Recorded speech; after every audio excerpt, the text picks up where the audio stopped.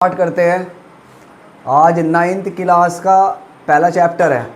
Class 9 math पहला chapter हो गया संख्या पद्धति नंबर सिस्टम। ठीक है, लेक्चर फर्स्ट है।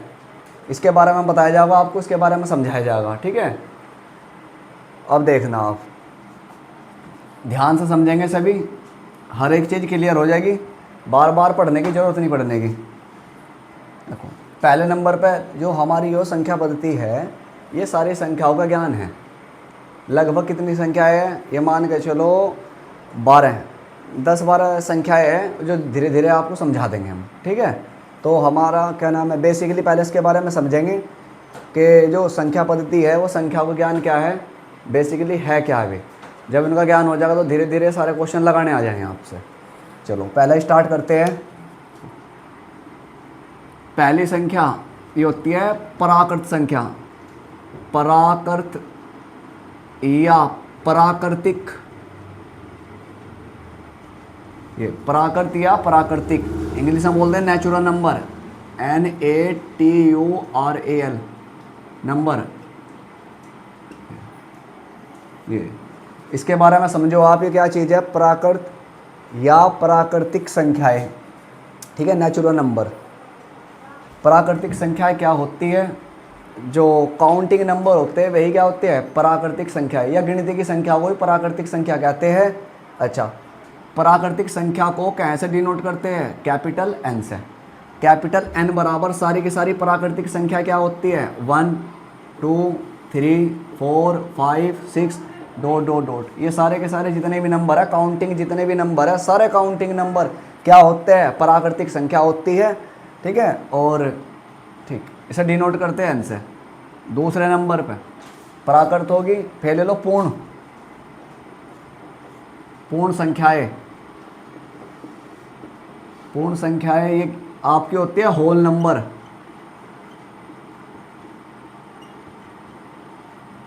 होल नंबर्स, पूर्ण संख्याएं देखो आपकी होती है पूर्ण संख्याएं, इसमें जीरो सहित, क्या, जीरो सहित, जीरो को भी इंक्लूड कर लिया जाता है, जीरो को भी जोड़ लिया जाता है। जीरो सहित सभी प्राकृत संख्याओं को पूर्ण संख्या कहते हैं, पूर्ण संख्या कहते हैं।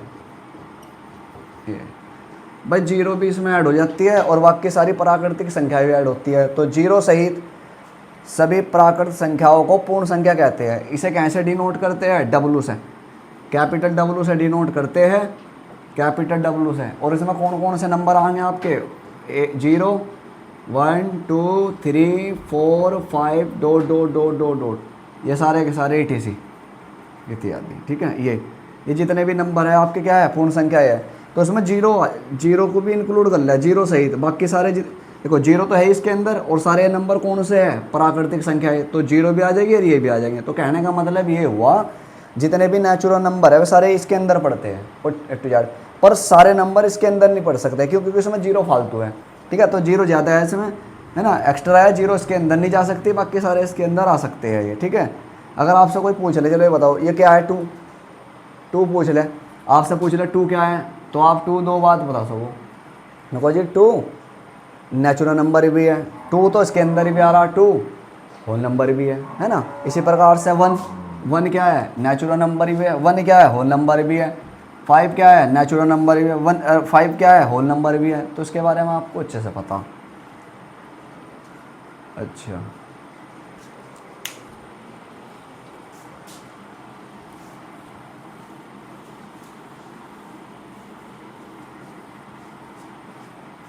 अब तीसरी संख्या देखेंगे आप। तीसरी संख्या हो जाएगी आपकी पूर्णांक। पूर्णांक जिसे इंग्लिश में बोलते हैं इंटीजर, ये इंटीजर्स। अब इसके बारे में समझा दें, इंटीजर्स क्या होते हैं, जो संख्या रेखा पर नंबर निरूपित होते हैं, जो संख्या रेखा पर नंबर प्रेजेंट होते हैं, वे सारे नंबर क्या होते हैं आपके, इंटीजर होते हैं, पूर्णांक होते हैं। समझो पहले कैसे, मान लियो आपकी संख्या रेखा है, ठीक, इस संख्या रेखा पर कौन से नंबर प्रेजेंट करते हैं हम, ये मिडिल पॉइंट हो गया, मिडिल पॉइंट पर क्या होगा 0, और ये 1 2 3 4 5 6, मतलब कि ऐसे चलो जाएगा ये 6 पॉजिटिव इन्फ्लुएंस, और -1 -2 -3 -4 -5, तो ये इधर कहाँ तक जाएगा भाई, माइनस के अनंत तक, और ये प्लस के अनंत तक, ठीक है।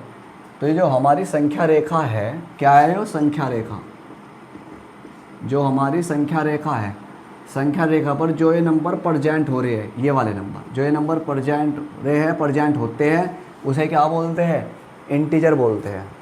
संख्या रेखा पर निरूपित, संख्या रेखा पर निरूपित आप देख रहे होंगे, संख्या रेखा पर निरूपित क्या कौन से नंबर है भाई, पॉजिटिव नंबर भी है और निगेटिव नंबर भी है, 0 भी है, तो मतलब सारे नंबर ये, ठीक है। इसे कैसे डिनोट करते हैं, कैपिटल आई से, इसे डिनोट करते हैं कैपिटल आई से डिनोट करेंगे, या फिर कैपिटल जेड से, ये सारे के सारे नंबर। तो आप इसे कैसे लिख सकते हो, dot dot dot -4 -3 -2 -1 0 1 2 3 4 dot dot dot, ये सारे के सारे नंबर क्या है आपके, ये इंटीजर है। क्या है ये, इंटीजर। अच्छा आप एक बात देखेंगे, इसमें सारे नंबर आ रहे हैं इस संख्या रेखा पर, मतलब होल नंबर भी इसी पे ही है, अच्छा नेचुरल नंबर भी इसी पे ही है, और इंटीजर में तो सारे आ ही रहे हैं, क्योंकि देखो जिसमें 0 आ जाती है तो वो होल नंबर बन जाता है, और बाकी सारे 0 के राइट में, 0 के राइट में जितने नंबर पड़ रहे हैं ये नेचुरल नंबर है, 0 के लेफ्ट में ये निगेटिव है ना, ये निगेटिव नंबर है, तो सारे नंबर इसी के अंदर आ रहे हैं, ठीक है।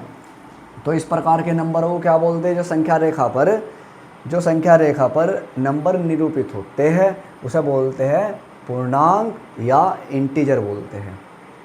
अच्छा आगे समझ में, मुझे लगता है आपकी समझ में आ गया, कोई ज़्यादा बड़ी इसमें झंझट नहीं है, कुछ नहीं ज़्यादा समझना, बस ये जो नंबर रिप्रेजेंट हो रहे हैं नंबर लाइन पर, बस ये है और कुछ नहीं है इसमें।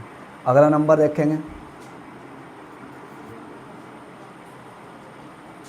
परिमेय। चलो अब आप देख लो परिमेय, परिमेय संख्या, परिमेय संख्या जिसे बोलते हैं रेशनल नंबर, ये शॉर्ट ही समझेंगे आप, शॉर्ट तरीके से समझेंगे, क्योंकि आप फिलहाल अपना बेसिकली तैयार कर रहे हो, है ना, शॉर्ट तरीके से समझेंगे, है ना। और देखो भाई परिमेय संख्या है, रियल नंबर क्या है, जो नंबर कोई सा भी नंबर हो जो P/Q की फॉर्म में लिखे जा, जो नंबर P/Q के रूप में हो या लिखे जा, ठीक है।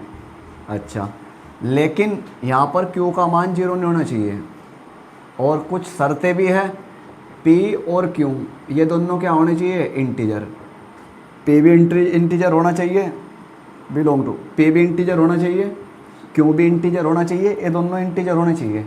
इंटीजर कैसे ही होए, पॉजिटिव हो या निगेटिव, पर होने चाहिए इंटीजर, और बटे की फॉर्म में लिखे जाने चाहिए। अगर बटे की फॉर्म में लिखे गए और P और Q दोनों इंटीजर हुए तो इस प्रकार के नंबर को हम क्या बोलते हैं, परिमेय संख्या नाम दिया उसे, परिमेय संख्या कहते हैं ना, रियल नंबर कहते हैं। जैसे समझो आप उदाहरण के तौर पर, अगर मैं इसका उदाहरण ले लूँ, जैसे कि 1/2, तो बताओ P/Q की फॉर्म में लिखे गया नहीं लिखे गया, तो क्या है हमारा परिमेय संख्या है। देखो P का मान कितना है 1, ऊपर कंपेयर करवा दो, तुलना करवा दो, तुलना P का मान 1 और Q का मान कितना हो जाएगा 2, तो बताओ ये पूरा नंबर बटे की फॉर्म में लिखा गया नहीं लिखा गया। अगर बटे की फॉर्म में लिखा गया तो क्या हो गया आपका, परिमेय संख्या होगी, परिमेय संख्या। और P और Q दोनों क्या है, इंटीजर है। आप कहेंगे जैसे 80 बटे में कितना, -80/7, तो बताओ P/Q की फॉर्म में लिखे गया नहीं लिखे गया। भाई P का मान तो हो गया -80, तो -80 तो इंटीजर है, और Q का मान कितना हो गया 7, तो 7 भी इंटीजर है। देख लो इस संख्या रेखा पर, देखो संख्या रेखा पर ये वाले नंबर जरूर पड़ेंगे, -80 भी होगा और +7 भी होगा। अगर ये बटे की फॉर्म में लिखे जा रहे तो दिया गया पूरा नंबर क्या हो जाएगा, परिमेय संख्या हो जाएगा, ठीक है। मुझे लगता है आपकी समझ में आ गया, जो भी बटे के फॉर्म में लिखे जा वो क्या आपकी परिमेय संख्या इंटीजर होनी चाहिए, बस नीचे Q का मान 0 ना हो। जैसे अगर ये आ गया आपका कि